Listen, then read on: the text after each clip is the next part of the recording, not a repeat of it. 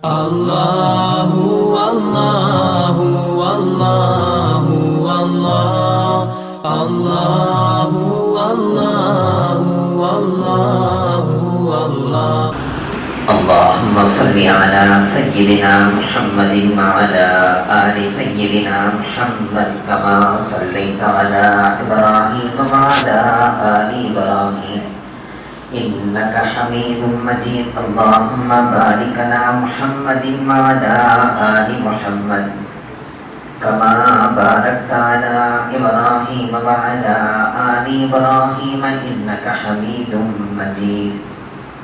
Assalamualaikum warahmatullahi wabarakatuh.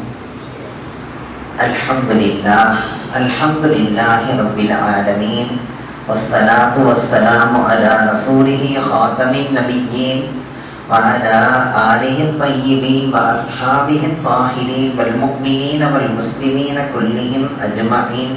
Amma ba'd. Faqad qala Allah ta'ala fi kalamihi al-karim al-furqanil majid. أعوذ بالله من الشيطان الرجيم. بسم الله الرحمن الرحيم. وقضى ربك ألا تعبدوا إلا إياه وبالوالدين إحسانا إما يبلغن عندك الكبر أحدهما أو كلاهما فلا تقل لهما أف ولا تنهرهما وقل لهما قولا كريما. وفي مقام آخر ووصينا الإنسان بوالديه إحسانا حملته أمه وهنا على وهن وفصاله في عامين أن اشكر لي ولوالديك إلي المصير. قال النبي صلى الله عليه وسلم إذا مات الإنسان انقطع عنه عمله إلا من ثلاث: ولد صالح يدعو له، சதகத்துன் ஜாரியா, இல்முன் யுன்தஃபஉ பிஹி. ஸதகல்லாஹுல் அலிய்யுல் அஸீம் வ ஸதக ரசூலுஹுன் நபிய்யுல் கரீம் வ நஹ்னு அலா ذلك மினஷ் ஷாஹிதீன வஷ்ஷாகிரீன் வல்ஹம்துலில்லாஹி ரப்பில் ஆலமீன். அன்பிற்குரிய பெரியோர்களே, அருமை சகோதரர்களே, கடந்த வார ஜும்ஆவிலே நமது வெற்றிக்கு முதலாவதாக இருக்க வேண்டிய, மிக முக்கியமாக நாம் கவனத்தில் கொள்ள வேண்டிய ஒரு செய்தியை சொன்னேன். அதுதான் தொழுகை. நம்முடைய பிள்ளைகள் தொழுகையிலே கவனம் செலுத்தாமல் இருக்கும் போது அவர்களது படிப்பு, பட்டம், அவர்களுடைய டிகிரிகள், அவர்கள் வேலை பார்க்கும் உத்தியோகங்கள் எதுவாக இருந்தாலும் அதிலே அவர்கள் பரிபூரணத்தை பெற முடியாது. அந்த தொழுகையின் மூலமாகத்தான் அவர்கள் வெற்றி பெற முடியும் என்கிற செய்தியை உங்களுக்கு முன்வைத்தேன். அதிலும் குறிப்பாக ஃபஜ்ர் தொழுகையை நீங்கள் கடைபிடியுங்கள் என்று சொன்னேன். வாலிபர்களுக்கு மிக குறிப்பாக. ஏனென்றால் பள்ளிகளை வயோதிகர்கள் அலங்கரிக்கிறார்கள், வாலிபர்கள் உறங்கிக் கொண்டிருக்கிறார்கள். இன்று அவர்கள் வாலிபர்களாக இருக்கிறார்கள், நாளைய சமுதாயத்தின் தூண்டலாக இருக்கிறார்கள்.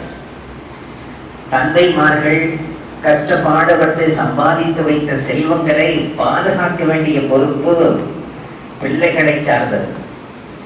அது எப்பொழுது பாதுகாப்பை அடையும், எப்பொழுது பாதுகாக்க முடியும்? அந்த பிள்ளைகளிடத்தில் நல்ல இறை தொடர்புகளும், பள்ளியினுடைய தொடர்புகளும், வணக்க வழிபாடுகளும், இபாதத்துகளும் இருந்தால் மட்டும்தான் தாய் தந்தையர்கள் சேமித்து வைத்த செல்வங்கள் தங்கும். இல்லை என்றால் மிக சொற்ப காலத்திலேயே அவர்களை விட்டு விலகிவிடும். அவர்கள் எத்தனை கோடி கோடியாக சம்பாதித்து வைத்திருந்தாலும் சரி, அதிலே பரக்கத் உண்டாகாது. அது தொடர்ச்சியாக நீடிக்க வேண்டும் என்றால் அந்த சொத்துக்களை சேகரித்தவர்கள் ஹலாலாக சேகரித்திருக்க வேண்டும். ஒன்று. இரண்டாவது, அதனுடைய அந்த சொத்துக்களுக்கு பங்காளிகளாக இருப்பவர்கள் பயபக்தி உள்ளவர்களாக இருக்க வேண்டும், அவர்களிடத்தில் தங்கும். பிறகு அவர்களது சந்ததிகள் பயபக்தியாளர்களை இந்த உலகத்தில் ஈன்றெடுத்து அவர்கள் சென்றால் அவர்களிடத்தில் தங்கும். இப்படி தங்கிக் கொண்டே இருக்கும், எதுவரை அவர்களிலே மாற்றம் ஏற்படுகின்ற வரை. மாற்றம் உண்டாகிவிட்டால் அந்த செல்வம் அவர்களிடத்தில் தங்காது. மீண்டும் ஏழ்மை தலைவிரித்தாடும். அந்த நிலை வரக்கூடாது என்றால் நமது பிள்ளைகள் விழித்துக் கொள்ள வேண்டும், இபாதத்திலே ஈடுபட வேண்டும், பள்ளி தொடர்புள்ளவர்களாக ஆக வேண்டும் என்கிற செய்தியை மிக கவலையோடு கடந்த வாரம் சொன்னேன்.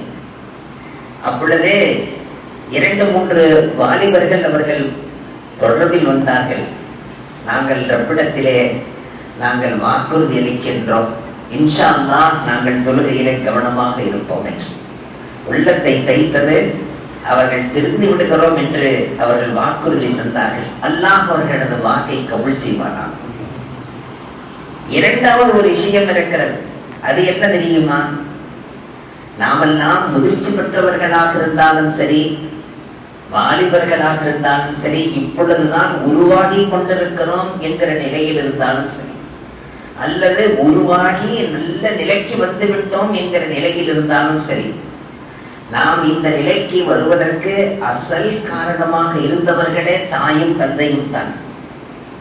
அப்படி ஒரு நமக்கு பின்னால் அவர்களுடைய உந்துதல் மட்டும் இல்லை என்றால், அவர்களுடைய துஆக்கள் மட்டும் இல்லை என்றால், அவர்களுடைய உழைப்பு மட்டும் இல்லை என்றால், அவர்களுடைய உத்வேகம் மட்டும் இல்லை என்றால் நாம் இந்த நிலைக்கு வந்திருக்க மாட்டோம்.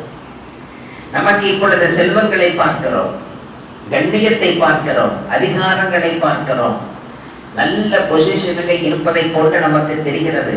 ஆனால் இந்த நிலைக்கு வருவதற்கு நமக்கு பின்னால் தாயும் தந்தையும் என்ன பாடுபட்டிருப்பார்கள் தெரியுமா? அவர்களுடைய உழைப்பை கொஞ்சமாவது நினைத்து பார்த்ததுண்டா? எவ்வளவு கஷ்டப்பட்டிருப்பார்கள் தெரியுமா? தாய் அன்பை பொழிந்திருப்பார். அந்த அன்பை பொழிந்து நம்மை எழுப்பி, நம்மை உருவாக்கி, ஆளாக்கி நம்மை அனுப்புவார். மஹப்பத், பிரியமும் பாசமும் அந்த தாயிடத்தில் தான் பார்க்க முடியும். அவ்வளவு பாசம். அந்த தாய் காட்டுகின்ற பாசத்தை தந்தை காட்டுவாரையானால் நாம் உருவாக முடியாது. அந்த தாய் காட்டுகின்ற பாசமும் பிரியமும் இருக்கிறதே, அந்த பாசத்தையும் பிரியத்தையும் தந்தை காட்டினால் அவன் உருப்படாமல் போய்விடுவான். எனவே பட்டறையில் தயாராகக்கூடிய நகை நட்டுகளாக இருக்கட்டும், பெரிய தளவாடங்களாக இருக்கட்டும், அனைத்தையுமே நல்ல நெருப்பில் பழுக்க காய்ச்சி அடியோ என அடியென அடித்து அதை எந்த அளவுக்கு நம்ப வேண்டுமோ நம்பி, தீட்ட வேண்டுமோ தீட்டி, அதற்கு பிறகுதான் அது பலபலபல என்ற பொருளாக மாறுகிறது. மனிதனது உள்ளத்தை கவருகின்ற அலங்கார நகைகளாக மாறுகிறது என்றால் பட்டறையிலே அடிக்கப்பட வேண்டும், பட்டறையிலே அது நசுக்கப்பட வேண்டும், பட்டறையிலே அது நீட்டப்பட வேண்டும், பட்டறையிலே அது சுருக்கப்பட வேண்டும், அதிலே கற்கள் பதிக்கப்பட வேண்டும். எவ்வளவும் அங்கே நடக்கும். அந்த பட்டறையின் வேலையைத்தான் தந்தைமார்கள் செய்வார்கள். ஆனால் தாய் இருக்கிறாளே, துடைத்து துடைத்து துடைத்து பாலிஷ் பண்ணி அதை அலங்கரிப்பாள், அழகு காட்டுவாள், பாசத்தை வெளிப்படுத்துவாள். அந்த பாசம் ஒரு பக்கமும் கடுமையானதொரு பின்புலத்திலே அவனை உருவாக்குகின்ற, நம்பி அவனை எழுப்புகின்ற சக்தியாக தந்தையும் இருக்கும் போதுதான் அவன் உயர்ந்து வந்து நிற்கிறான். உயர்ந்த பிறகு தன்னை இவ்வளவு உயரத்தில் கொண்டு வந்தவர்களை மறந்து விடுகிறான். தந்தையையும் மறக்கிறான், தாயையும் மறக்கிறான். அல்லாஹ் குர்ஆனிலே சொல்கின்றான், வவஸ்ஸைனல் இன்சான, மனிதனுக்கு நாம் வசியத் செய்தோம். வவஸ்ஸைனல் இன்சான பிவாலிதைஹி இஹ்சானா, தாய் தந்தை இருவரையும் சொல்லுகிறான், வாலிதைஹி என்கிறான். ஆனால் சில இடங்களிலே என் தாயை நான் கவனிக்கிறேன், என் தாயின் பக்கம் நான் மிகவும் கருணையாக இருக்கிறேன். காரணம், எனக்கு கருணை காட்டியது தாய் தானே என்கிறார். அடே, கருணை காட்டியது தாய் என்றால் உன்னை அழகுபடுத்தியது யாரப்பா? உன்னை மிளர வைத்தது யார்? உன்னை இவ்வளவு செதுக்கி எடுத்தது யார்? அது தந்தை அல்லவா? தந்தையினுடைய கண்டிஷனை எவன் பொறுத்துக் கொள்கிறானோ, தந்தையினுடைய அந்த பின்னால் நெம்புதலை, அந்த தந்தையினுடைய டார்ச்சர் என்று நீங்கள் வைக்கலாம் பெயர், ஆனால் அதற்கு பெயர் டார்ச்சர் அல்ல. ஏனென்றால் இன்றைய வாலிபர்கள் அதைத்தானே சொல்கிறார்கள், என் தகப்பன் ரொம்ப டார்ச்சருங்க என்கிறார்.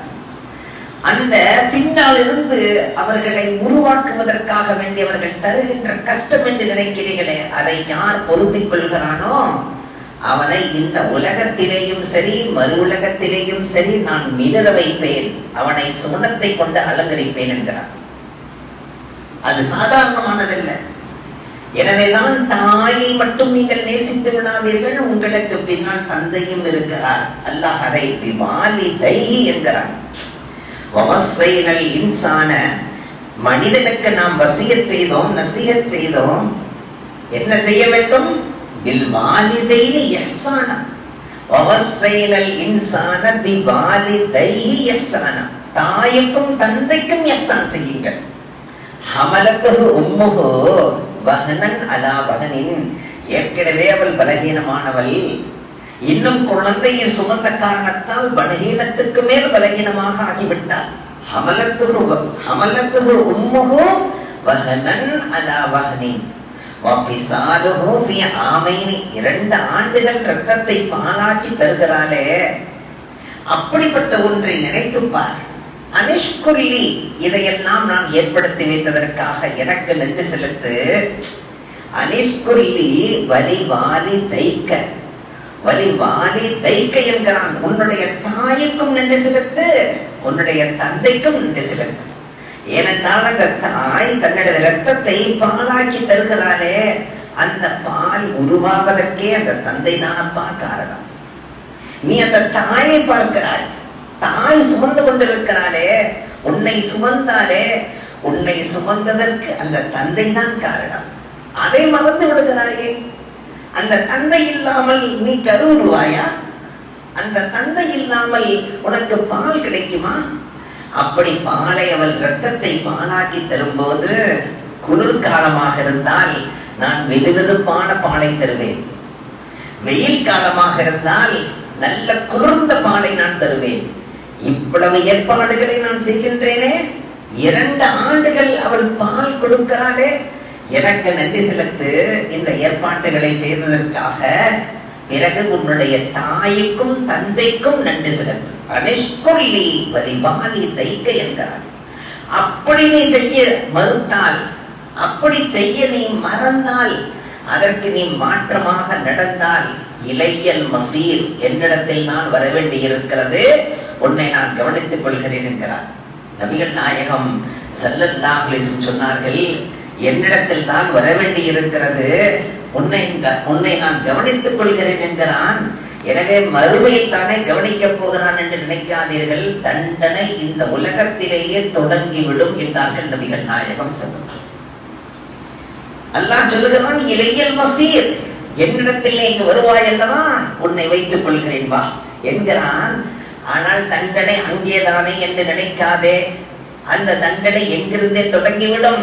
இந்த உலகத்திலேயே உன்னை கேவலப்படுத்தி விடுவான் என்றெல்லாம் நம்பி பார்த்து, இந்த உலகத்திலேயே கேவலம். அந்த கேவலம் எப்படியெல்லாம் நிகழலாம்? பெரிய அறிவாளியாக இருப்பான், கேவலப்படுவான். பெரிய செல்வந்தனாக இருப்பான், கேவலப்படுவான். மிகப்பெரிய பட்டதாரியாக இருப்பான், கேவலப்படுவான். மிகப்பெரிய உத்தியோகத்தில் இருப்பான், கேவலப்படுவான். ஏன் ஒரு நாட்டினுடைய பொறுப்பாளியாகவே இருப்பான், அல்லாஹ் அவனை கேவலப்படுத்துவான். அல்லாஹ் அவனை கேவலப்படுத்தியதற்கு பின்னால் நடந்த நிகழ்வு என்ன? தன் தாயை கேவலப்படுத்தி இருப்பான், தன் தந்தையுடைய உள்ளத்தை புண்படுத்தி இருப்பான். அதன் மூலமாக அல்லாஹ் அவனை கேவலப்படுத்துவான். இன்றைய வாலிபர்கள் உயர்ந்து நின்ற பிறகு தான் உயர்ந்து நின்றதற்கு காரணமாக இருந்த தாய் தந்தையர்களை மறந்து வாழுகின்ற வாழ்க்கை என்ன வாழ்க்கை? அவர்களுக்கு செழிப்பான வாழ்க்கை. தந்தையின் மீது கேஸ் போடுகின்ற பிள்ளைகளை பார்க்கிறேன். தந்தையின் மீது கேஸ் போடுவார்கள், தாயின் மீது கேஸ் போடுவார்கள். சொத்துகளுக்காக தந்தையை கொல்லும் பிள்ளைகள், தாயை கொல்லுகின்ற பிள்ளைகள். அல்லாஹ் சொல்லுகின்றான், உங்களிடத்திலே வயோதிக தாய் தந்தையர்களில் 2 அல்லது 2 ஒருவரோ உங்களிடத்தில் இருந்து அவர்களை நீ பராமரிக்க தவறினால் அதைவிட துர்பாக்கியம் எதுவும் கிடையாது. அவர்களை பார்த்து சீ என்ற வார்த்தை கூட சொல்லாதே, உள்ளத்தில் கூட நினைக்காதே. ஒருவன் சொல்லுகிறான், நான் சீ என்றெல்லாம் சொல்லுவதே இல்லை, ஆனால் உள்ளம் கஷ்டமாக இருக்கிறது, அதுவும் கூட சீக்கு சமமான.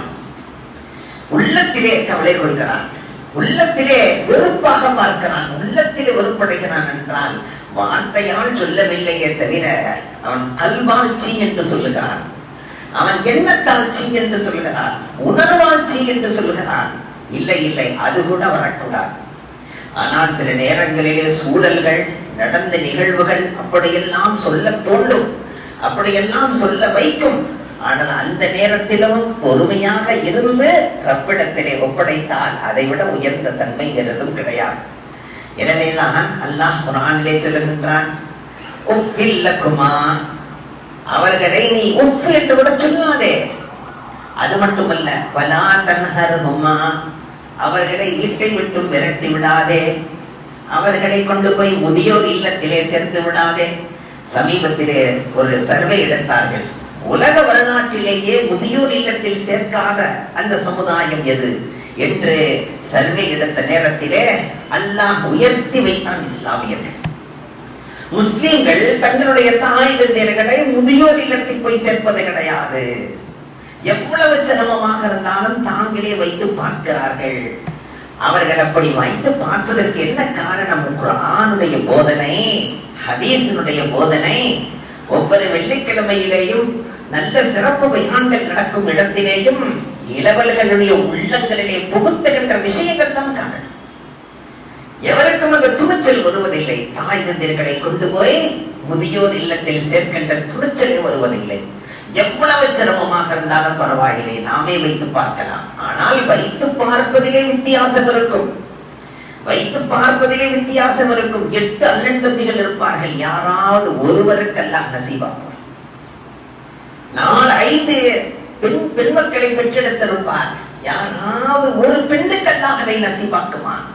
அந்த பெண்மணி எவ்வளவு நசீபான பெண்மணி தெரியுமா? அந்த பராமரிக்கின்ற பாக்கியத்தை பெற்ற அந்த பெருந்தகை, அந்த ஒருவன் எவ்வளவு மகத்தானவன் தெரியுமா? அந்த மகத்துவம் சும்மா கிடைத்திடுமா? அந்த சாதத் நற்பாக்கியம் சும்மா கிடைத்திடுமா? அல்லாஹ்வின் தேர்ந்தெடுப்பு. அப்படி யாரெல்லாம் கிடைக்கப்பட்டவர்கள் இருக்கிறீர்களோ அல்லாஹ்வுக்கு நன்றி செலுத்துங்கள்.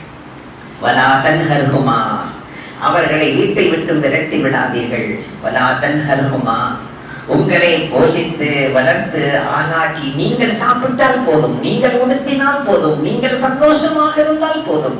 ஒரு ஸ்வீட் கடையை கடக்க விடாத பிள்ளைகள், ஒரு கடையை கடக்க விடாத பிள்ளைகள், பள்ளிக்கு அழைத்து செல்லுகின்ற போதும் திருப்பி வருகிற நேரத்திலேயும் நடந்த நிகழ்வுகளை எல்லாம் கொட்டி தீர்க்கும் அனைத்தையும் காது கொடுத்து கேட்டவர்கள் தாய் தந்தையர்கள். ஆரத்தழுவி நெஞ்சோடு அனைத்து முத்தமிட்டவர்கள் தாய் தந்தையர்கள். ஆனால் உருவான பிறகு அவர்களை உதாசீனப்படுத்தக்கூடியவர்கள் பிள்ளைகளாக இருந்தால் அவர்களது வாழ்க்கையை அல்லாஹ் உதாசீனப்படுத்தி விடுவான். வலா தன்ஹர்ஹுமா வகுல் லஹுமா கௌலன் கரீமா, சங்கையான வார்த்தைகளை சொல்லி அவர்களை சங்கைப்படுத்துங்கள், அவர்களது உள்ளத்தை நோவினைப்படுத்தி விடாதீர்கள். நபிகள் நாயகம் ஸல்லல்லாஹு அலைஹி வஸல்லம் அவர்களுடைய தர்பாருக்கு ஒரு சஹாபி வருகை தந்தார்.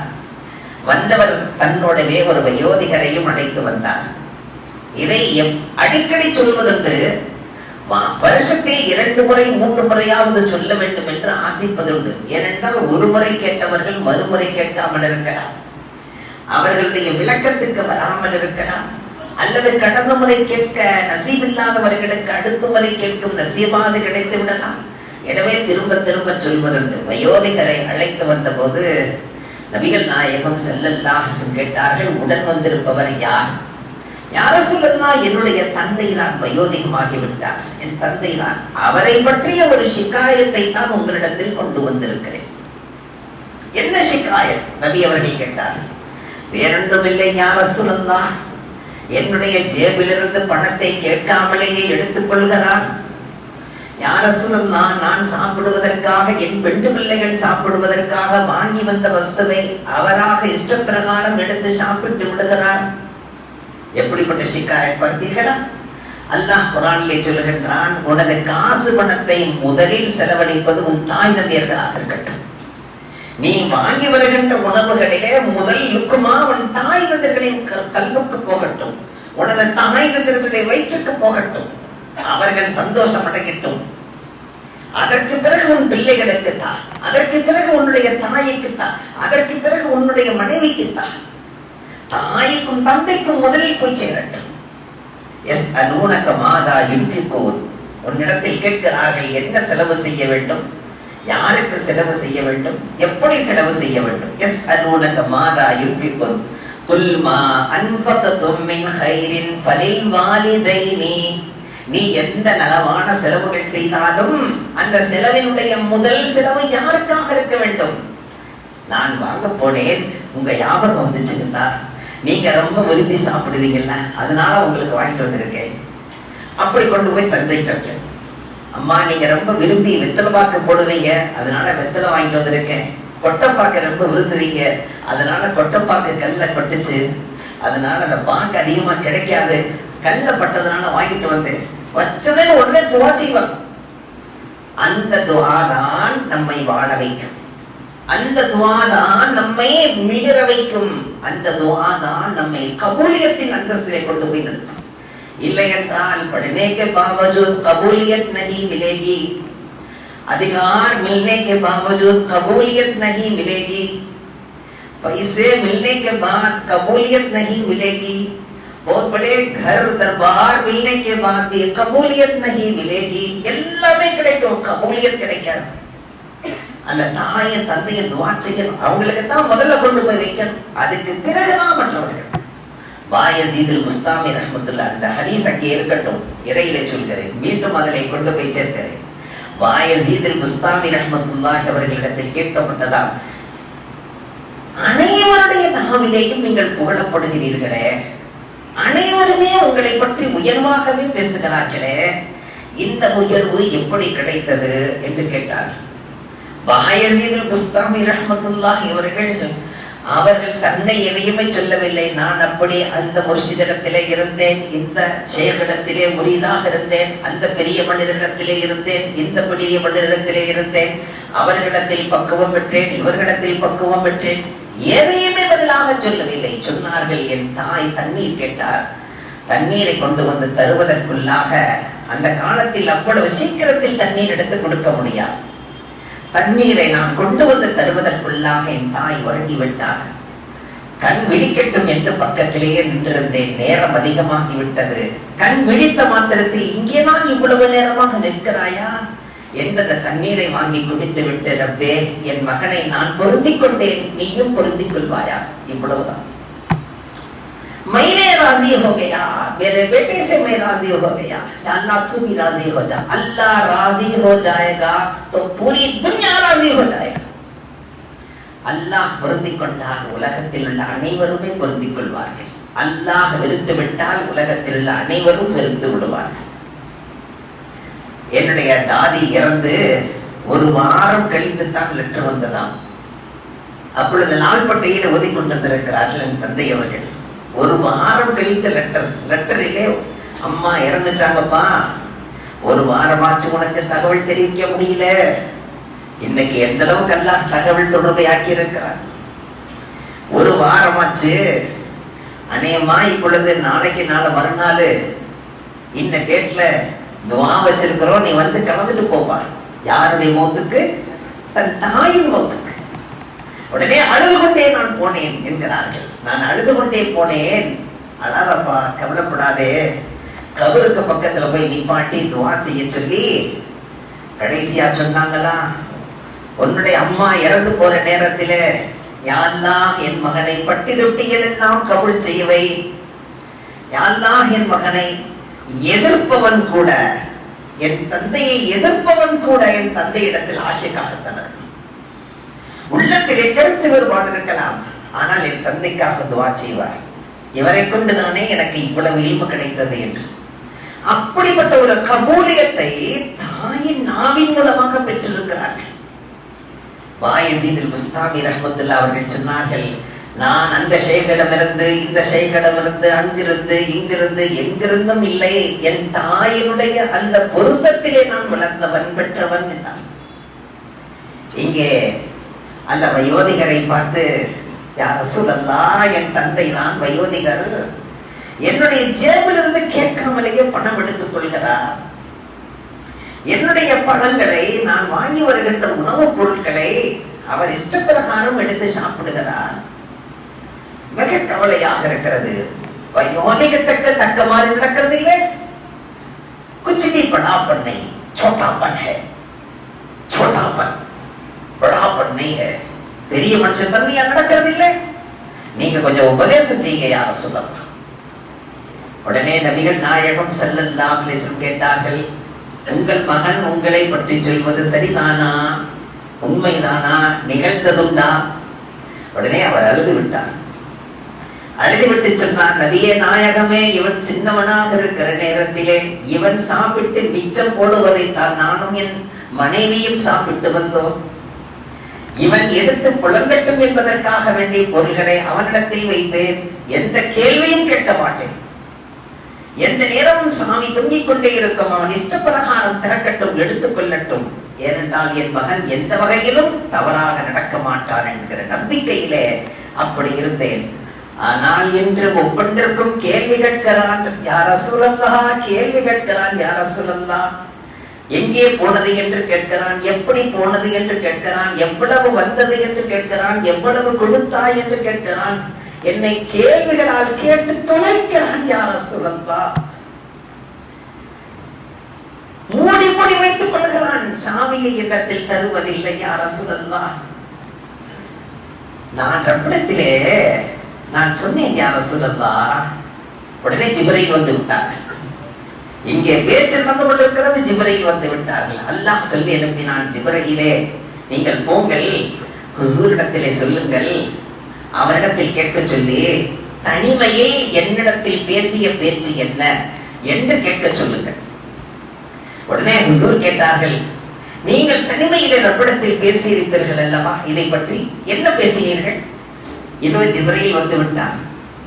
உடனே அந்த பெரியதகை சொன்னார், யா ரசூலல்லாஹ், நான் ரப்பிடத்திலே சொன்னேன், ரப்பே ரஹ்மானே, என் மகனை பிடித்து விடாதே, என் மகனை தண்டித்து விடாதே, என் மகனை கேவலப்படுத்தி விடாதே, அவனுடைய உள்ளத்திலே உபதேசம் செய்யறப்பே, அவனை நல்லவனாக மாற்றி விடுறப்பே, நீ இந்த அளவுக்கு அவனுக்கு உள்ளத்தில் போட்டால் போதும். அவன் என்னை தந்தையாக நடத்த வேண்டும் என்பதல்ல, பக்கத்து வீட்டுக்காரனை போன்று நடத்தினால் போதும். அவன் என்னை தந்தையாக நடத்த வேண்டியதல்ல, அந்த அளவுக்கெல்லாம் வேண்டாம் உரிமை. ஒரு பக்கத்து வீட்டுக்காரனிடத்தில் எவ்வளவு பரிவாக நடப்பான், அந்த அளவுக்கு என்னிடத்தில் நடக்க சொல்லுங்கள், அதையாவது அவனை தேட சொல்லுங்கள் என்று நான் ரப்பிடத்திலே சொன்னேன். இதைத்தான் ஜிப்ரீல் வந்து இப்பொழுது சொல்லிவிட்டு போகிறார்.